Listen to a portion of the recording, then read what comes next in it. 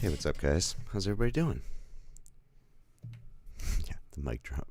This is the album. It's done. Yes, it is done. No, I'm just kidding. What's up, guys? That was fun. Some of that was planned. Some of that was not planned. Some of the not planned stuff was not very good. You know what I've been thinking about a lot since watching Ordinary People, and I didn't really give it the full review. Because we were having messed up internet times, but it wasn't the internet. It was because I changed the settings on the computer and didn't realize it. I'll slowly break down the SunPiss set here. There we go. And, excuse me. But Ordinary People is that movie that I watched, and I've been thinking about a lot what it's about.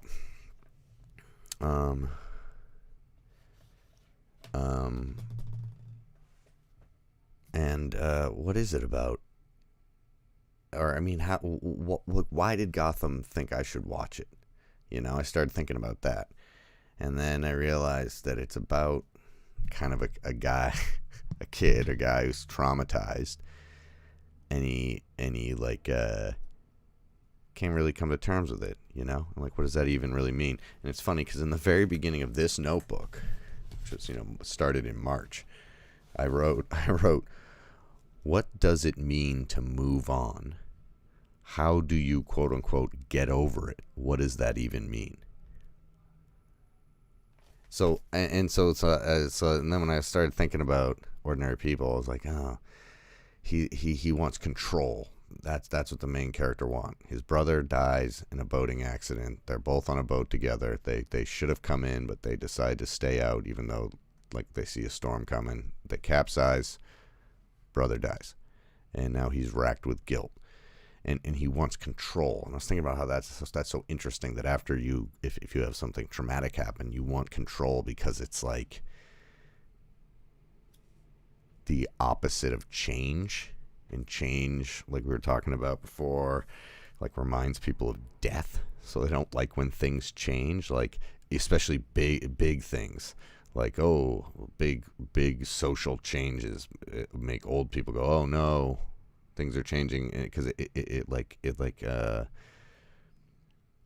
you think of impermanence, change, But that should be a positive thing. I think it's just Judaic Christian religions make it seem kind of shitty.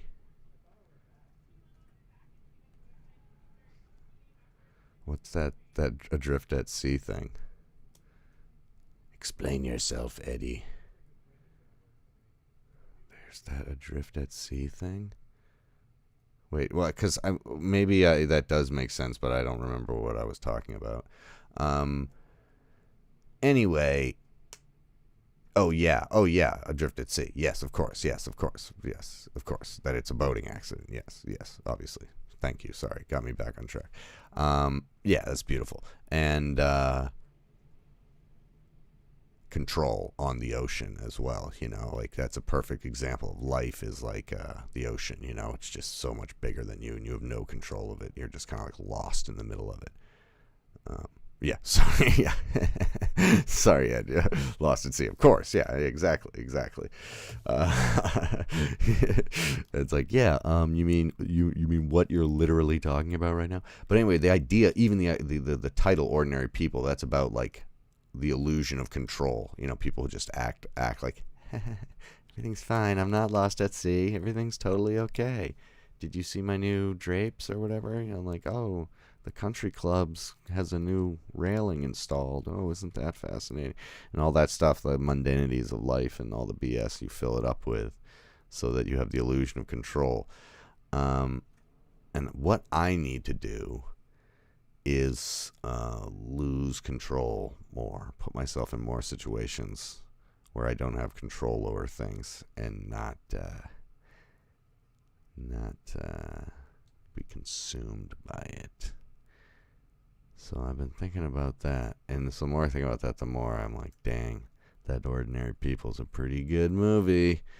Pretty damn good movie. I just there's something that seems so simple about some of the therapy scenes that but I know you got to make it a movie, so I don't know what I'm complaining about. But anyway, it's comforting to know that there's a lot of me, right? Hey, you want to hear something cool? When you type SunPiss, at least into my phone, it corrects it to Simpsons. Isn't that awesome? That's why I'm going to tell people that I named it from now on. I mean, you guys will know, but you know when I'm playing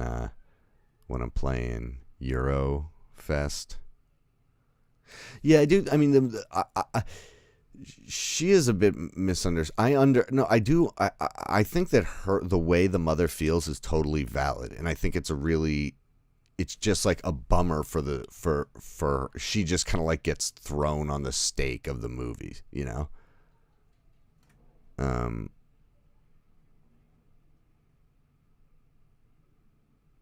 Yeah. So, like, you know, she needs to be like sacrificed for the story to be like fully explored. But I think that there is that kind of resentment. But I don't know if mothers can leave like that. I don't know. Maybe it's because my mother was awesome. She wouldn't leave me if I were, you know. I don't know. I mean, she never has left me, so you know. Anyway, okay. Guys, there's just one more thing that I wanted to say. She couldn't cop to her feelings, sure, but like I think she will. Hopefully, she will. And like, yeah. You know that movie. Honestly, that movie they could do a sequel of that movie of the mother's story. You know, but it's like a combination of that and Kramer versus Kramer really make the women look like. Well, I don't know. I gotta watch the movie again. But like that and Kramer versus Kramer make women look like so shitty, you know? Even though I know it's not trying to say that. It's just like, you know, I don't know. Whatever. You guys know how I feel. I hate everybody. I'm just kidding. But there is one more thing that I wanted to say from a movie that I watched earlier today that's really important, so I wrote it down. It's one thing. I'm not a queen. Or a monster. I'm the goddess of death. What were you the god of again? All right. Talk to you tomorrow.